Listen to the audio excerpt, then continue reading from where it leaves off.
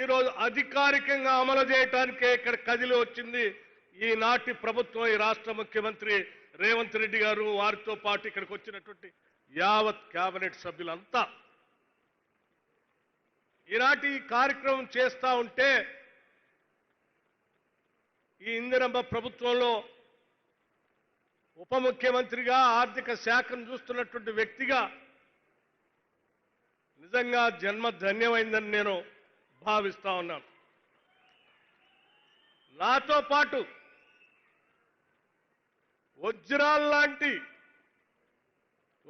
లాంటి ముఖ్యమంత్రి, వజ్రాల లాంటి మంత్రివర్గ సహచరులందరూ మనసు పెట్టి హృదయంలోంచి, అంతరాల్లోంచి తీసుకొచ్చినటువంటి గొప్ప కార్యక్రమం ఈ ఇందిరా సవర గిరిజల వికాసం. తరతరాలుగా అడవుల్లో మగ్గిపోతూ అడవిలో ఉన్నటువంటి భూమి వారిదైనప్పటికి కూడా దానిపైన ఎటువంటి హక్కులు లేకుండా, అడవిలోంచి వచ్చే సంపదని వాళ్ళు పొందలేకుండా మదన పడుతూ వాటిని అందుకోవటం కోసం వారి శ్రమని, రక్తాన్ని అన్నిటినీ స్వేదంగా మార్చి పోరాటం చేస్తే కూడా దక్కలేదు వాళ్ళకి.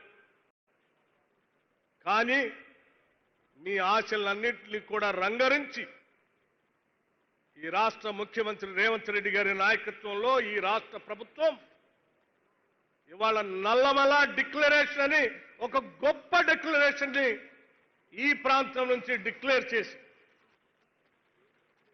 ఈ రాష్ట్రంలో ఉన్నటువంటి యావత్ గిరిజన కుటుంబాలు అందరికీ, కేవలం నల్లమలలోనే కాదు, నల్లమలతో పాటు ఈ రాష్ట్రంలో ఉన్నటువంటి సమస్త అటవీ ప్రాంతాల్లో ఉన్నటువంటి గిరిజన కుటుంబాలు అందరికీ చెందేటట్టుగా ఇవాళ ముఖ్యమంత్రి గారి చేతుల మీదుగా వారు ఈ నల్లమల డిక్లరేషన్ ని ప్రకటించారు.